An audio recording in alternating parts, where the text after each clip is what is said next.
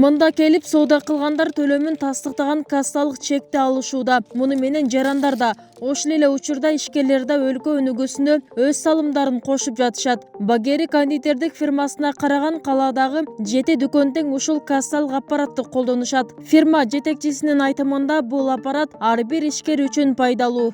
Негизи эле бул контролдо кассовый машина ККМ бул деген ар бир кылган сооданы контролдоп туруу да, мындайча айтканда. Негизи бул өзү ар бир ишкер үчүн пайдалуу нерсе, себеби канча сатылганды ишкер өзү билет. Азыркы салык кодекстин эң жакшы жери бул мына бирөө көп соода кылат, бирөө аз соода кылат, бирок баардыгыбыз тең эле салык төлөйт элек да. Азыркы күндө кассовый аппарат менен иштегенде ким канча соода кылса, ошонусуна жараша салык төлөйт. Бул аябай туура деп көрөм да менчи мына. 3 ил отчет боюнча. Калгандар бар унутабыз. Налог продаж унутабыз. Налог на прибыль боюнча унутабыз.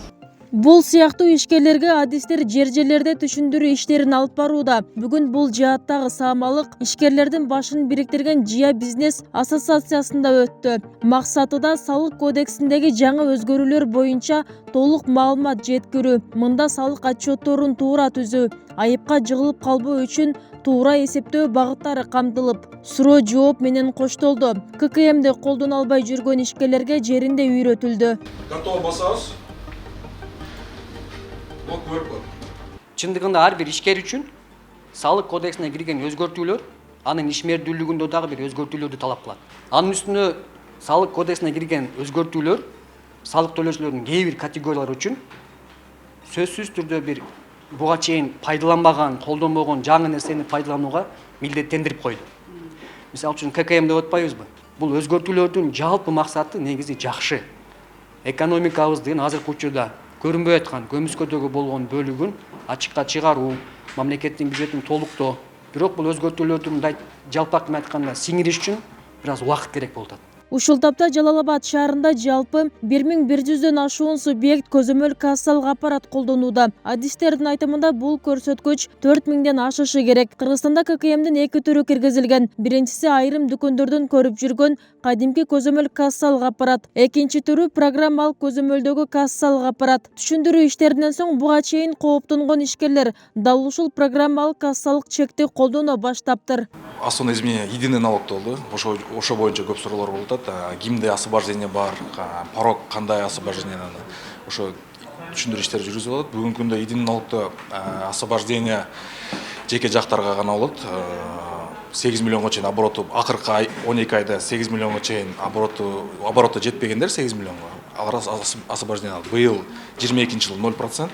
Жаңы салык кодексине ылайык соода сатык, кызмат көрсөтүүдөгү бардык субъектилер эсептешүүдө милдеттүү түрдө кассалык аппарат колдонушу зарыл. Муну менен салык кызматы ишкердин жүгүртүүдөгү толук суммасын көрө алат. Тагыраагы салыкты жашырып калуу мүмкүндүгү азаят. Мындан улам салыкчылар жарандарды товар сатып алууда же кызмат көрсөтүүлөрдү алууда кассалык чекти талап кылууга чакырып жатат.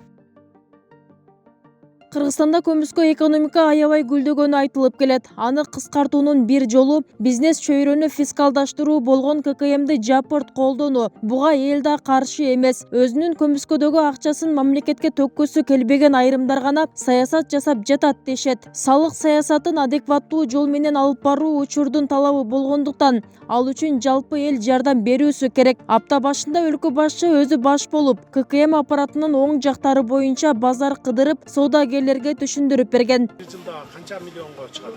Бүбүсара Орозалиева, Шерзат Эгембердиев, 7 канал, Жалал Абад.